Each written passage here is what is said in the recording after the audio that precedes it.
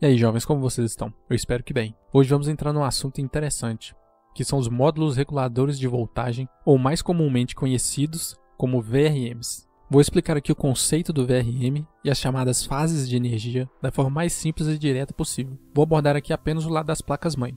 Porém, saiba que existem diversos outros componentes que necessitam de VRMs, como placas de vídeo, por exemplo. Partindo do princípio, o que são VRMs? Em toda placa-mãe existe um circuito próximo à CPU chamado módulo regulador de tensão, ou VRM. O trabalho do VRM é tornar a energia da fonte de alimentação utilizável para a CPU e ajudar a estabilizá-la, por assim dizer. Se não fosse o VRM, sua CPU nem sequer funcionaria. Fases de potência. Um VRM é composto de fases de energia separadas. Ele é composto por PWM, é o controlador principal do VRM, com o papel de regular a tensão a ser entregue à CPU e subsistemas. MOSFET, são microchaves elétricas controladas pelo PWM, deixando passar energia até a tensão atingir a voltagem-alvo, fechando logo em seguida.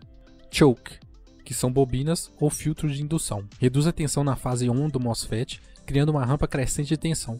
Quando em off, há uma descarga de energia. E por fim, capacitores, acumulam energia na fase on e descarregam energia na fase off, criando uma rampa decrescente de tensão. Os capacitores têm duplo papel, de acumular o excesso de carga quando a tensão está alta e descarregar energia quando a tensão cair, realimentando o subsistema e estabilizando a tensão.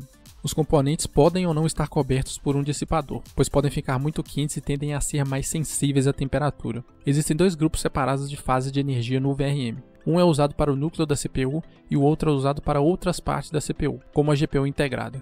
Na sua placa-mãe típica, as fases de energia usadas para os núcleos da CPU, as que mais nos interessam, são encontradas à esquerda da CPU, enquanto as outras estão acima dela. Mas esse nem sempre é o caso, principalmente em placas-mãe menores.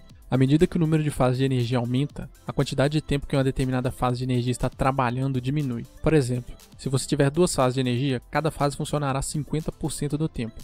Adicione um terceiro e cada fase funcionará apenas 33% das vezes, e assim por diante. Se assumirmos que os mesmos componentes são usados, quanto mais fases você adicionar, mais fria será a fase, mais energia o VRM poderá produzir e mais estáveis serão as tensões da CPU. Quanto mais energia sua CPU usa, mais quente o VRM ficará. Uma placa com bons dissipadores pode melhorar a vida útil do VRM e reduzir o risco de superaquecimento. Uma placa com o maior número de fases pode reduzir o risco de sobrecarregar o VRM, o que pode fazer o sistema desligar ou diminuir a velocidade da CPU, o chamado throttling. É importante entender que mais fases de energia não significam necessariamente um VRM melhor. As opções de componentes em todo VRM têm grandes implicações nas temperaturas de funcionamento e quanta energia o VRM é capaz de suportar. O benefício com uma maior quantidade de fases está na estabilidade da tensão que o VRM emite. Do ponto de vista prático, mais fases geralmente são a melhor escolha, mas fique atento à qualidade dos componentes, pois esse é um ponto muito importante. Enfim, em sistema com CPUs de última geração, a preocupação com o VRM será principalmente relevante para aqueles que desejam obter bons overclocks. Teoricamente, enquanto o fabricante não listar um determinado TDP de CPU como não sendo suportado, você poderá usar qualquer CPU moderna em uma placa-mãe de socket compatível e executá-lo sem overclock sem problemas. Dito tudo isso, para a maioria esmagadora dos usuários, uma placa com dissipadores é o mínimo que eu recomendo para você não ter problemas com seu VRM, e boa parte das placas mais mainstream do mercado já vem com isso. A menos que você vá usar algo muito robusto, como CPUs de 16 núcleos por exemplo, com TDP muito alto, você irá precisar de uma placa-mãe com boas fases. Mas se você está cogitando comprar um produto assim, provavelmente você já sabe disso. Enfim, jovens, por hoje é isso.